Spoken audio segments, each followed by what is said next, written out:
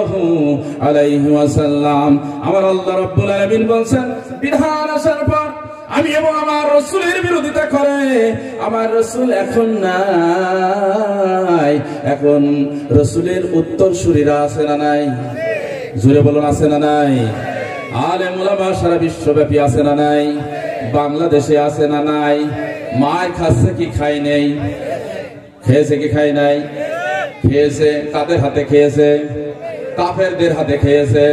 কাদের হাতে? কাফেররা তো মুসলমান নাম ওদের দেওয়া যাবে না, মুসলমানের নাম পাল্টিয়ে গৌর গোবিন্দ রাখতে হবে। কথা বলেন ঠিক কিনা? ওরা মুসলমান নয়। যারা আলেমদেরকে হত্যা করেছে, যারা আলেমদেরকে নির্যাতন করেছে, জেলের খালি টানিয়েছে, রিমান্ডে অত্যাচার করেছে, এদের মুসলমান নাম দেওয়া যাবে না। জোরে বলেন ঠিক কিনা? প্রিয় ভাই আমার, এই জন্য আল্লাহ তাআলা বলছেন, আল্লাহ রাব্বুল আলামিন বলছেন, ওয়ালা ইয়াদুরুল্লাহ শাইয়্যা, ওরা ওই কাফেরের বাচ্চারা, মুনাফিকের বাচ্চারা, মুশরিকের বাচ্চারা আমি আল্লাহ আমার কোনো ক্ষতি করতে পারবে না। জোরে বলেন আল্লাহু আকবার। ক্ষতি করতে পারবে? আল্লাহর ক্ষতি করতে পারবে না। গোটা কিছু আলেম ওলামাদেরকে শহীদ করে দিয়ে জান্নাতে পৌঁছায় দিয়েছেন, আর লক্ষ লক্ষ আলেম ওলামাগণ কোরআনের ঝান্ডা নিয়ে বুকে বেঁধে আজ স্লোগান দেয়। এদের ক্ষতি করতে পারবে না। যে পরিমাণ ক্ষতি করবে সেই পরিমাণ নয়, তার অনেক বহু গুণে বাড়িয়ে আল্লাহ রাব্বুল আলামিন ওদের ক্ষতি করে দেবে। ও বন্ধুরা আমার, আল্লাহ বলছেন, যারা এই ধরনের কুফরি করেছে তারা যত সম্পদ তারা অর্জন করেছে, সমস্ত সম্পদগুলো তাদের সন্তান সন্ততি, তাদের লাঠিয়াল বাহিনী, তাদের জন্য আমি আল্লাহ আমার কাছে কোনো কাজে লাগবে না। ঠিক না বেঠি? তাদের সম্পদও কাজে লাগবে না, সন্তান সন্ততিও কাজে লাগবে না। সন্তান সন্ততি সম সন্ত্রাসী বাহিনী পোষা হয়েছিল, সন্ত্রাসী বাহিনীও কোনো কাজে লাগবে না, তাদের লাঠিয়াল বাহিনীও কোনো কাজে লাগবে না, তাদের গুলি বাহিনীও কোনো কাজে লাগবে কি? ভাই ভয় পাচ্ছেন নাকি? ভয় পাওয়ার কোনো কারণ নাই, ভয় পাওয়ার কোনো কারণ নাই। কারণ হচ্ছে বন্দিয়ার মোরা থাকবো না, সন্ধিয়ার মোরা করবো না, মোরা দুর্জয় গতিতে দুর্জয় বেগেই এগিয়ে চলবো। মোরা যে মুক্তিকামী যোদ্ধা, মোরা যে সত্যের সৈনিক, মোরা যে নির্ভীক। আমার ভাইয়ের রক্ত নিয়েছে যারা, আমার মায়ের মাথার খামটা খুলেছে যারা, আমার বোনের মাথার খামটা খুলেছে যারা, আমরা তাদের ছাড়বো না, মোরা তাদের কাছে হার মানবো না। মোরা যে মুক্তিকামী যোদ্ধা, মোরা সত্যের সৈনিক, মোরা যে নির্ভীক। আমরা তাওহীদি জনতা, কাফের বেঈমানের কাছে মাথা নত করি নাই, কখনো করবো না। কারা কারা রাজি আছেন দুটি হাত তুলে দেখা।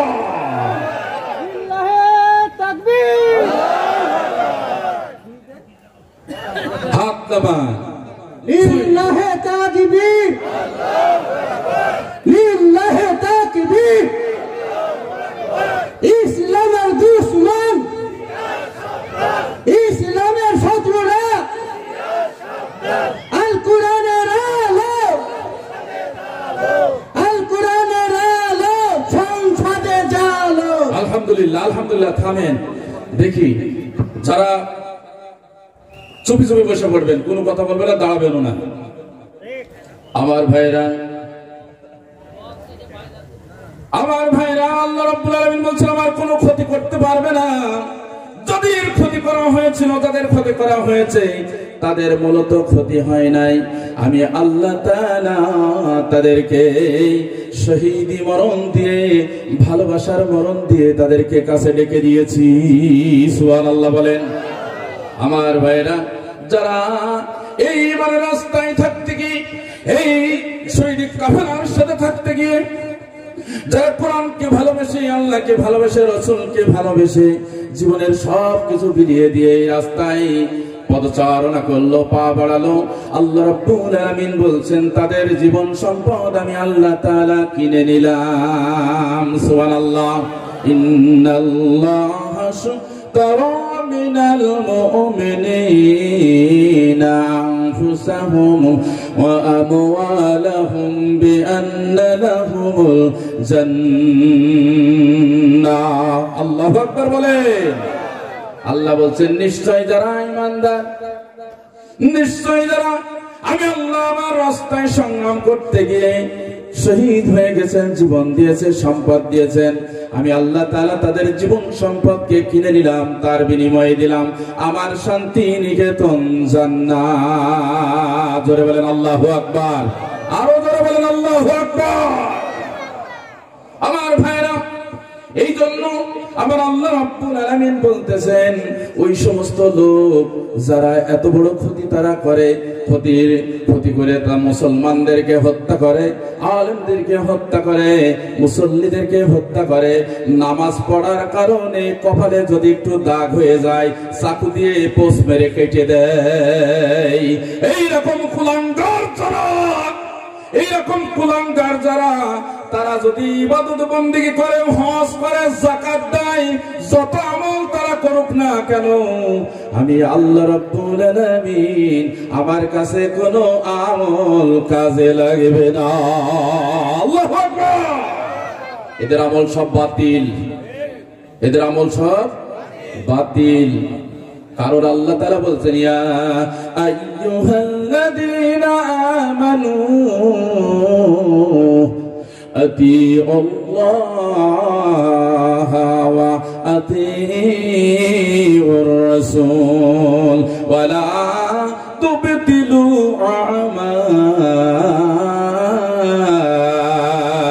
আমালাকুম।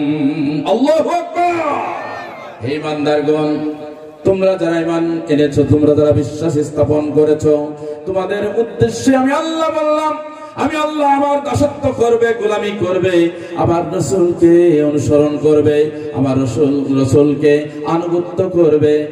আর জেনে রেখো, এইটা যদি করো, এর ভিতরে যদি কোনো প্রকার গড়িমিশি থেকে থাকে, যত ইবাদত করবে, ওয়ালা তুবতিলু আমালাকুম, তোমাদের আমলগুলো তোমরা বাতিল করে দিও না, নষ্ট বিনষ্ট করে নিও না। তার মানে হচ্ছে গড়িমসি যদি থাকে রে ভাই, তাহলে সব আমল বাতিল, ঠিক কিনা? 14 বার হজ করলো বাতিল, বাতিলের সাথে যদি আতাত থাকে তোমার হজ বাতিল হবে, কথা ঠিক কিনা? আসতে বলছে কেন ভাই? বাতিলের সাথে যদি একটু একটু থাকে তোমার যাকাতও বাতিল হবে, তোমার তাহাজ্জুদও বাতিল হবে, টুপি বাতিল হবে, দাড়ি বাতিল হবে, পাগড়ি বাতিল হবে, জুব্বা যদি থাকে বাতিল হবে। জোরে বলুন।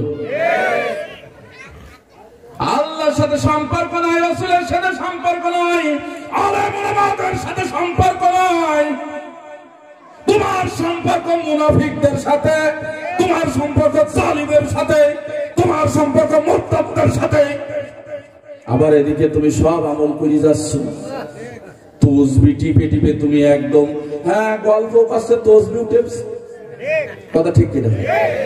আমার সাথে এক ভাই আলাপ করছে, আসসালামু আলাইকুম হুজুর, তসবিহ কিন্তু আমি হাত বরাবর তাকিয়ে দেখছি যে তসবিহ চলেই যাচ্ছে, আমার সাথে গল্প করছে। আমি ভাবলাম হাই হাই তসবিহ, হাই হাই তসবিহ, তোমার তসবিহ তো 100 চলে গেল, তা আমার সাথে গল্প হইল কখন, আর কখন তসবিহ লা ইলাহা ইল্লাল্লাহ হইল?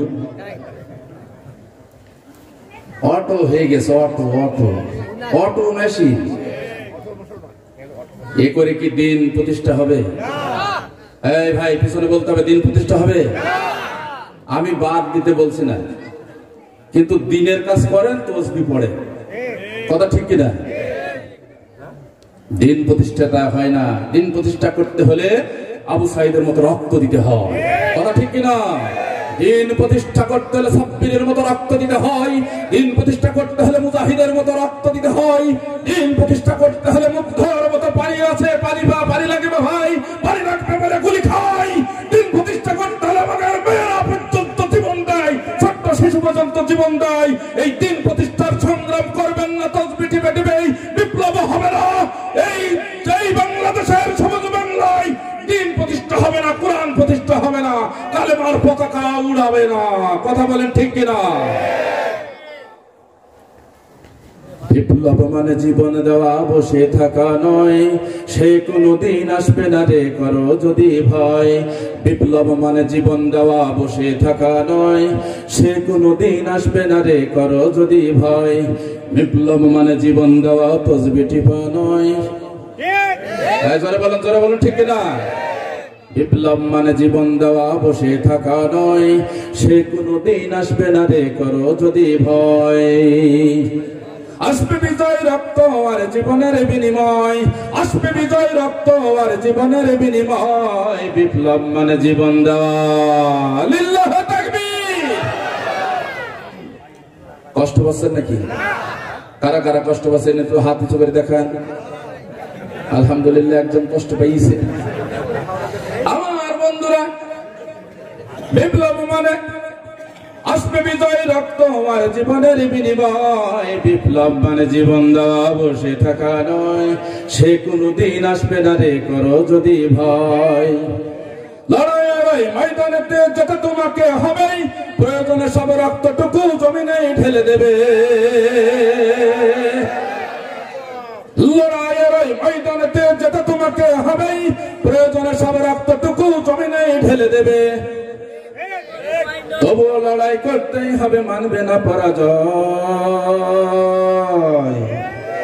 লড়াই করা লাগবে কি লাগবে না? লড়াই করা লাগবে। পিছিয়ে আসলে মুনাফিকের হালত তৈরি হবে। কথা বলেন ঠিক কিনা? লড়াই কি থেমে গেছে নাকি? হ্যাঁ, জোরে বলেন থেমে গেছে? লড়াই সামনে, লড়াই সামনে, লড়াই সাইডে পিছনে, সব লড়াই সামনে। লড়াই থেমে যায় নাই। ও তৌহিদি জনতা মনে ভেবে নিয়েছেন যে স্বৈরাচার পালিয়েছে বলেই মনে হয় স্বাধীনতা পেয়ে গেছি, ইসলাম প্রতিষ্ঠা হয়ে গেছে, কোরআন প্রতিষ্ঠা হয়ে গেছে। নেভার কখনো নয়। সামনে লড়াই করেই এই ইসলামের বিজয়ের পতাকা বাংলার আকাশে উড়াতে হবে। কারা কারা রাজি আছেন সামনের দিকে যেতে? যদি হাত তুলে আল্লাহকে দেখা।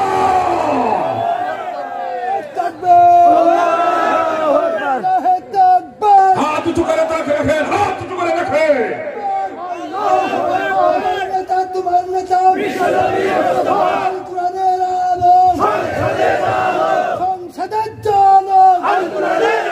আলহামদুলিল্লাহ। আমার ভাইরা, আমার ভাইরা, আমার আল্লাহ রাব্বুল আলামিন বলছেন, ইয়া আইয়ুহাল্লাযীনা আমানু খুযু হিজরাকুম ফানফিরু সুবাতিন আও ইনফিরু জামিআ।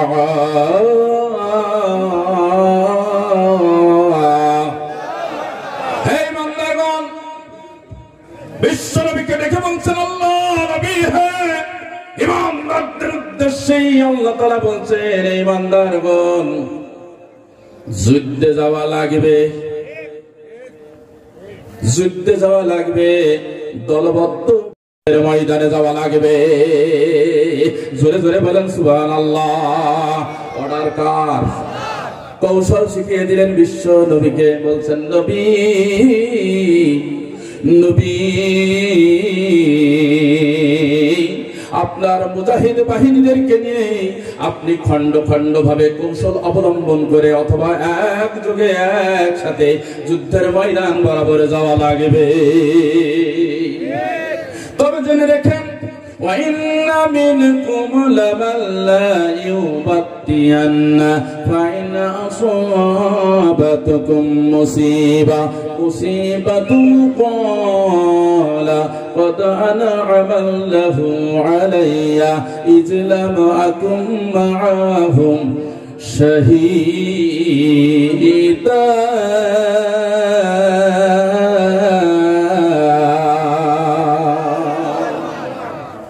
মনে রাখেন, বিশ্বনবী কি বলছেন, আমার হাবিব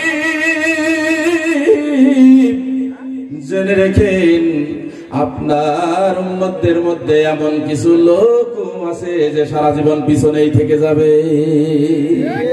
ঠিক কিনা? পিছনেই থেকে যাবে। আর যখন যখন তোমার মধ্যে মুজাহিদগণ সামনের দিকে এগিয়ে যাবে, যখন কোরআনের সৈনিক হয়ে স্লোগান তুলে দিন বিজয়ের স্লোগান তুলবে, তখন তাদের উপরে যদি বালা মুসিবত এসে যায়, পাথর এসে যায়, ইটপাটকেল এসে যায়, মুগ্ধদের মতো গুলি এসে যায়, তখন এই কিছু বসে থাকা মানুষ বাড়ির থেকে বলবে, যাইনি খুব ভালোই করেছি, আল্লাহ আমার উপরে রহমত করেছে, আমি যদি যেতাম আমারও এই অবস্থায় হতো। এমন লোক আছে না নেই? এমন লোক আছে না? এমন লোক মুসল্লিদের মধ্যে আছে, আছে না নেই? টুপি আছে, বাগড়ি আছে, দাড়ি আছে, সব আছে। ইসলাম এই পার্লামেন্টে গিয়ে আল্লাহর কোরআন হুকুম অনুযায়ী বিশ্ব চলুক, বাংলাদেশ চলুক, এটা কিন্তু চাই না। আছে না নেই? এত মন দরকার ছিল কি নামাজ পড়বো, কালাম পড়বো, তাসবিহ তাহলিল করবো, জিকির আজগার করবো, জান্নাতে চলে যাব। এমন লোক আছে না? তাই যদি হইতো আল্লাহ রসুল তোমার সে মনে কুমালক, হ্যাঁ সাহাবা একরাম তোমার সে কুমালক। ও বন্ধুরা, আশারায়ে মুবাশশারা 10 জন সাহাবীকে আল্লাহ রাব্বুল আলামিন অগ্রিম জান্নাতের টিকিট দিয়েছেন, ঠিক কিনা? সেই আশারায়ে মুবাশশারার 4 জন খলিফার হযরত ওমরকে শহীদ হতে হতো না, ঠিক কিনা? হযরত ওসমানকে কোরআন পড়া অবস্থায় বন্ধুরা আমার হৃদয় বিদারক ঘটনা, ও বন্ধুরা এইরকম ভাবে কোরআন তেলাওয়াত করছে, আর পিছন দিক থেকে সন্ত্রাসীরা এসে তাকে কোপ দিয়েছে, পিছন দিক থেকে কুপানো শুরু করেছে, ফিনকি দিয়ে রক্ত ছুটে কোরআনুল কারীম ভিজে গেছে। সেই কোরআনুল কারীমের পাতা মিশরের জাদুঘরে আছে না নাই? শহীদ হতে হতো না, আগেই তো জান্নাত পেয়ে গেছে, কথা ঠিক কিনা? আগেই তো তারা জান্নাতবাসীর টিকিট পেয়ে গেছেন। বিশ্বনবী তো কর্ণধর কাণ্ডারি, সেও তো জান্নাতবাসী, তার কি দরকার ছিল এই সমস্ত কাজ করার? কি দরকার ছিল? কি দরকার ছিল পরিবার থেকে শুরু করে সমাজ সংস্কার করা? কি দরকার ছিল রাষ্ট্র গঠন করা? কি দরকার ছিল জিনা ব্যভিচারের বিরুদ্ধে কথা বলা? কি দরকার ছিল খুন খারাপের হাজারির বিরুদ্ধে কথা বলা? কি দরকার ছিল সুদ ঘুষের বিরুদ্ধে কথা বলা? তাসবিহ তাহলিল করে খানকা শরীফে বসে সবক মিলিত হয়ে যেত। কথা বলে না, কথা বলে না, এটাই তো দরকার ছিল। কি দরকার ছিল সব? আবার বন্ধুরা আল্লাহ রাব্বুল আলামিন বলছেন এই ধরনের লোক, ও আমার হাবিব আপনার উম্মতের, আপনার এই দলের মধ্যে এই ধরনের লোক আছে যে আমি যাইনি, খুব ভালো হয়েছে, আল্লাহ আমার উপর রহমত বর্ষণ করেছে, আমি গেলে আমার অবস্থাও এরকম হইত। ডাকিল তো আমার ইমাম সাহেব ডাকলো, মুয়াজ্জিন সাহেব ডাকলো, মসজিদের সভাপতি বলল চলো গো যাই, আল্লাহর কোরআনের বিরুদ্ধে যারা কথা বলছে তাদের বিরুদ্ধে একটু স্লোগান দিয়ে আসে আল্লাহর পক্ষে, কোরআনের পক্ষে। আমি যে গড়িমিশি বসেছিলাম এটাও তো ভালো। এরপরে وَلَئِنْ أَصَابَكُمْ فَضْلٌ مِّنَ اللَّهِ لَيَقُولَنَّ كَأَن لَّمْ تَكُن بَيْنَكُمْ وَبَيْنَهُ مَوَدَّةٌ يَا لَيْتَنِي كُنتُ مَعَهُمْ فَأَفُوزَ فَوْزًا عَظِيمًا।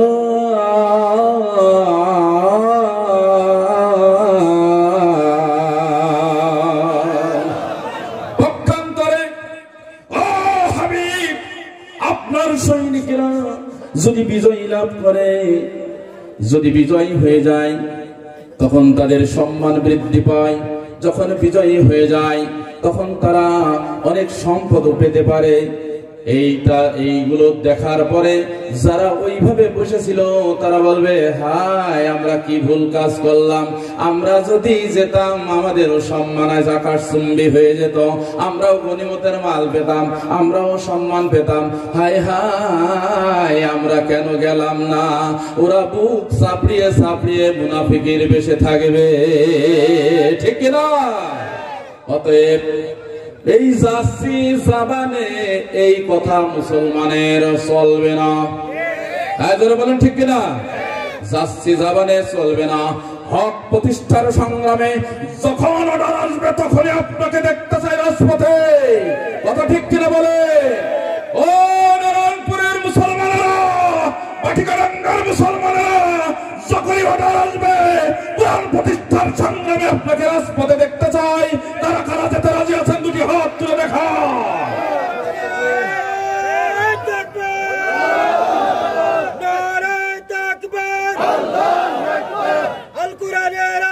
আলহামদুলিল্লাহ, আলহামদুলিল্লাহ। আল্লাহ তুমি কবুল করে নাও। এই আপামর জনসাধারণ, আল্লাহ তোমার একান্ত আপনজনেরা দুটি হাত তুলে তোমাকে দেখালেন আল্লাহ, আমরা যখনই কোরআন প্রতিষ্ঠার সংগ্রামে আমাদেরকে ডাক দেওয়া হবে, হক প্রতিষ্ঠার সংগ্রামে যখনই ডাক দেওয়া হবে, পিছু পা রাখবো না, পিছু টানও রাখবো না, সব কিছু ফেলে দিয়ে লিল্লাহে তাকবীর বলতে বলতে চলে যাব। আল্লাহ কবুল ও মঞ্জুর করেন, সবাই বলে আমিন। এতে খুব লস হবে নাকি? ওই প্রাণের ভাইরা, লস হবে নাকি? লাভ কেমন দেখেন। فليقاتل في سبيل الله الذين يشرون الحياة الدنيا بالآخرة ومن يقاتل في سبيل الله فيقتل أو يغلب فسوف نؤتيه أجرا عظيما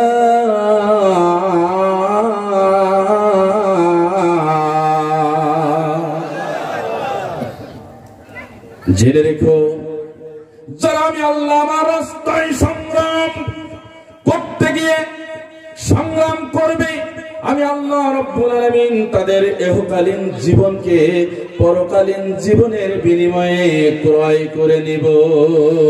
জোরে বলেন সুবহানাল্লাহ। তাহলে লাভ হলো না লস হলো?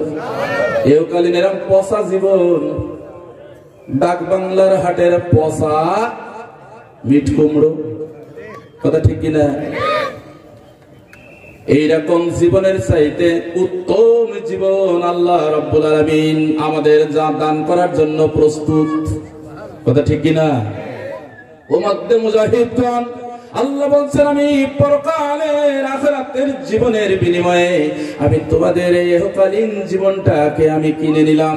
কারণ এই সুন্দর জীবনটা, এই জীবনটা তোমাদের শাহিন করতে দিলাম না, সংসার করতে দিলাম না, তোমাদেরকে চাকরি বাকরি করতে দিলাম না, বিশ্ববিদ্যালয়ে ফিরিতে গেলে ঠিকই কিন্তু চাকরি করতে দিলাম না, উচ্চ সার্টিফিকেট অর্জন ঠিকই করলে কিন্তু বিবাহ শাদী করে সংসার করতে আমি দিলাম না, পিতামাতার কামাই জমাই করে খাওয়াবা, হালাল উপার্জন করে খাওয়াবা, সেই সুযোগটুকুও আমি আল্লাহ তোমারে দিলাম না।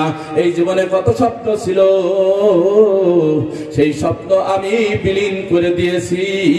তোমার জন্য আমি আখিরাতের উত্তম জীবন যাপন তৈরি করে রেখেছি।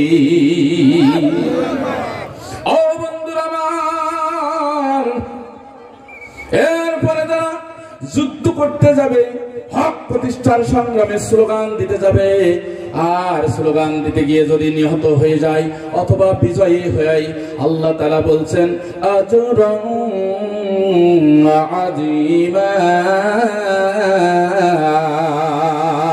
জোরে বলেন আল্লাহু আকবার। আমি অতি উত্তম আমার পক্ষ থেকে তাদেরকে অতি শীঘ্রই আমি আল্লাহ তাআলা অতি উত্তম পুরস্কারে পুরস্কৃত করব। সুবহানাল্লাহ বলে। এই রাস্তায় তাহলে লস আছে নাকি? লাভ না লস? এই ব্যবসাটা লাভের না লসে? ও ভাই, দুনিয়ায় কত ব্যবসা করেন, সব ব্যবসা করার পরেও দেখা যায় বিড়ালের ব্যবসার মতো হাসড় আর পাসড়। কথা ঠিক না বেঠি? কোনো কিছু হইল না, এ ব্যবসা করলাম হইল না, ও ব্যবসা করলাম হইল না, সে ব্যবসা করলাম হইল না, কোনো কিছুতে সংসার চলে না। কি দিয়ে কি করবো গো, পরের খেতে কামলা খেটেও সংসার চলে না। কত হাসড় আর পাসড়, সব কিছু বিলীন হয়ে যাবে। আল্লাহ বলছেন আমার ব্যবসাটা যদি করো তোমার জন্য মঙ্গল। সুবহানাল্লাহ বলে। আমার বন্ধুরা, কত মা চলে গেল, কত সন্তান চলে গেল, কত বোন চলে গেল, তাদের জীবনখানা নিয়ে চলে গেল। এই দুনিয়ার ধরাধাম থেকে তাদের সুখের সংসারে ভেঙে দিয়ে তাদেরকে বিলীন করে দেওয়া হলো। কাফের বেঈমানেরা তাদের জীবন নিয়ে ছিনিমিনি খেললো। কথা ঠিক না বেটি?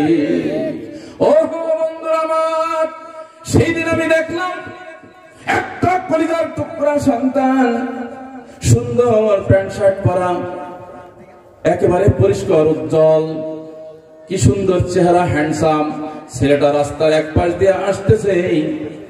আসার প্রাককালে এদিক ওদিকে শুরু তাকায় আর একটু পা টেনে জোরে হেঁটে চলে যায়। হঠাৎ করে সামনের থেকে পুলিশের গাড়ি এসে ব্রেক, সাথে সাথে ছমছম করে 8-10 জন পুলিশ নেমে তাকে ধরে ফেললো।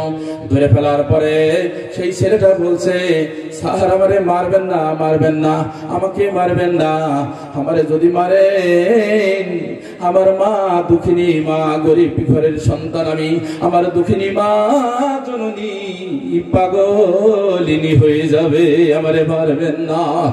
এরপরে বড় বড় লাঠি দিয়ে পিছন দিক থেকে পিটাই, দুইজন দুই হাত ধরে রাখে, পায়ে পিটাই পিটাই বাড়ি দেয় আর জোরে চিৎকার করে করে আল্লাহু আকবার বলে।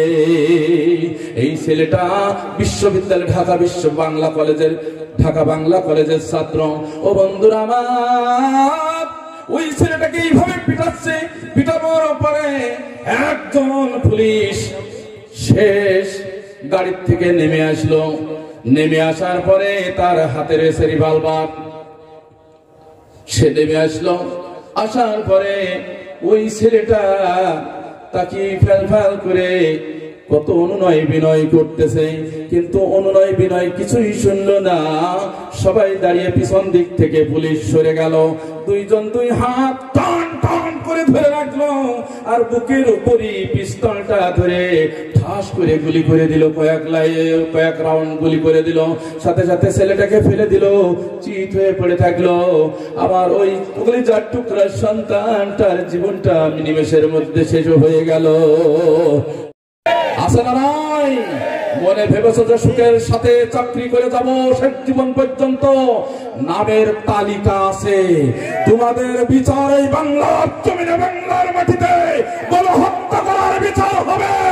আর তোমাদের বিচার না হওয়া পর্যন্ত আল্লাহ যেন আমাদেরকে মরণ দেয় না। বলে বলুন ঠিক কিনা? তোমরা কত সুখে ছিলে আর কত সুখে আছো, তোমরা রেডি থাকো। তোমরা ভেবে নিয়েছো যে এক এক জায়গায় কত সহি সালামতে আছি। কোরআনের পাখি বলেছিলেন যে সেই পুলিশ, কিছু ভালো পুলিশও আছে। কথা বলেন ঠিক কিনা? সবাই খারাপ নাই, সবাই পেটুয়া বাহিনী নয়, সবাই এইরকম ডাকাত লম্পট নাই। অনেক ভালো প্রশাসনের ভাইরা আছে না নাই? প্রশাসনের ভাইরা আছে বলেই এখনো পর্যন্ত অনেকটা শৃঙ্খলাবদ্ধ আছে। কথা বলেন ঠিক কিনা? তবে যারা দোষী তারা সব সময় টান টান অবস্থায় আছে। কথা ঠিক কিনা? তারা যতই থাকুক না কোনো ভিতরে প্যালপিটেশন আছে। আমার ভাইরা, আমরা যারা দোষী তাদের বিরুদ্ধে কথা বলি। কথা ঠিক কিনা? যারা নির্দোষ তাদের বিরুদ্ধে কথা বলি না। আমার ভাইরা যারা এই এলাকায় আছেন, যারা দোষী সংগঠনের সদস্য ছিলেন, স্বৈরাচারী সংগঠনের সদস্য ছিলেন, তারা আমাদের ভাই, তারা আমাদের কলিজার ভিতরে জায়গা পাবেন যদি সব কিছু পথ ছেড়ে দিয়ে একমাত্র কোরআনের ছায়াতলে আসেন। ঠিক কিনা বলেন? তারা জায়গা পাবেন আমাদের বুকে। তাদের জায়গা আঙুলের ইশারায় হবে না, তাদের জায়গা হবে আমাদের বুকে। তাদের নিরাপত্তা দেবে আল্লাহ। যারা বলুন ঠিক কিনা? আপনারা আমাদের ভাই, আপনারা কষ্ট পাবেন না। আর স্বৈরাচারীর কথা শুনেই, ওই পলাতক আসামির কথা শুনেই, ওই জালিমের কথা শুনে তারা মায়া কান্না দেখাবেন না। কথা বলেন ঠিক কিনা? আপনারা কোরআনের সৈনিক, আপনারা মুসলমান, আপনারা নামাজি হন, আপনারা কোরআনের কাছে ফিরে আসেন। আল্লাহ রাব্বুল আলামিন আপনাদের নিরাপত্তা বিধান করবে, সম্মান যার যেমন আছে প্রত্যেকে সম্মান পাবে। তা না হলে এতদিন আপনাদের থাকা হতো না। কথা ঠিক কিনা? যদি প্রতিশোধের রাজনীতি কোরআন করত, প্রতিশোধের রাজনীতি যদি ইসলামী সংগঠন করত, তাহলে আপনারা এখনো ঘরে দাঁড়াতে পারতেন না। মনে ভেবেন। তবে দোসরগিরি করবেন না, অনুরোধ আপনাদের, আপনারা দোসরগিরি করবেন না, জালিমের দোসরগিরি করার চেষ্টা করবেন না। এখনো পর্যন্ত প্রশাসনে যারা আছে অনেকেই জালিমের দোসরগিরি করছে, আমরা খবর পেয়েছি। এখন উপদেষ্টা মন্ডলীর মধ্যে কেউ কেউ জালিমের দোসরগিরি করছে। কথা বলেন ঠিক কিনা? আমরা হুঁশিয়ার করে দিয়েছি, এখনো হুঁশিয়ার করে দিচ্ছি, সাবধান হয়ে যান। যদি সাবধান না হন তাহলে এরা কিন্তু সাগরের পানি মাপতে জানে। একেবারে উড়ুন চড়াই ভাবে কিন্তু এরা আসে নাই। তাওহীদি জনতা, বাংলার তাওহীদি জনতা ইসলামী সংগঠনের মধ্যে মুজাহিদগণ, এরা কিন্তু সাগরের পানি মাপতে জানে। নদীর কতটুকু পানি আছে তার তলদেশ খুঁজে পাই। এরা কিন্তু বাংলার আকাশ বাতাস অন্বেষণ করে, গবেষণা করে। তোমাকে নামাতে 1 মিনিটও সময় লাগবে না। কথা জোরে বলেন ঠিক কিনা? হুঁশিয়ার, সাবধান, দোসরগিরি করবেন না স্বৈরাচারী। ইসলামের পথে ফিরে আসেন, শান্তি পাবেন। অনেক জ্বালা যন্ত্রণা দিয়েছেন, আর দেওয়ার চেষ্টা করেন না। কথা ঠিক কিনা বলেন? অনেক কষ্ট দিয়েছেন, রিমান্ডের আঘাত আজও মনে পড়ে। নামাজ পড়তে গেলে ব্যথা হয়। আপনার কয় জায়গায় ব্যথা হয়, আমাদের ব্যথা হয়। আপনি কয় ঘন্টা রিমান্ড খেটেছেন, আপনি আমাদের কোরআনের পাকের রিমান্ডের হিসাব করেন। কথা বলেন ঠিক কিনা? ইসলামী স্কলারদের হত্যা করেছেন, তাদের পক্ষে তাদের বিপক্ষে সাফাই দিয়েছেন, যার কারণে আল্লাহ রাব্বুল আলামিন আপনাদের লাঞ্ছিত করেছেন, বঞ্চিত করেছেন, অপমানিত করেছেন। জোরে বলুন ঠিক কিনা? বসে থাকার সময় নাই। আল্লাহ রাব্বুল আলামিন বলছেন,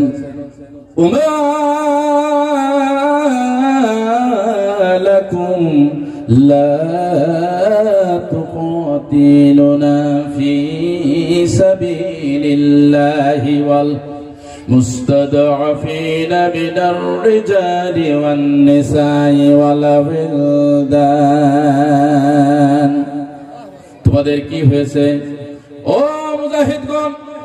তোমাদের কি হয়েছে যে তোমরা সেই সকল অসহায় পুরুষ, নারী এবং শিশুদের জন্য আমি আল্লাহ আমার রাস্তায় সংগ্রাম করছো না, জিহাদ করছো না? তোমরা বসে রয়েছো কেন? যারা ঢাকার যাত্রাবাড়িতে কাতরায়, যারা শাহবাগে কাতরায়, যারা গুলশানে কাতরায়, যারা সংসদ ভবনের আশেপাশে কাতরায়, যারা বঙ্গভবনের পদদেশে মাটির নিচে দাফন হয়ে গেছে, তাদের জন্য তোমরা সংগ্রাম কেন করছো না?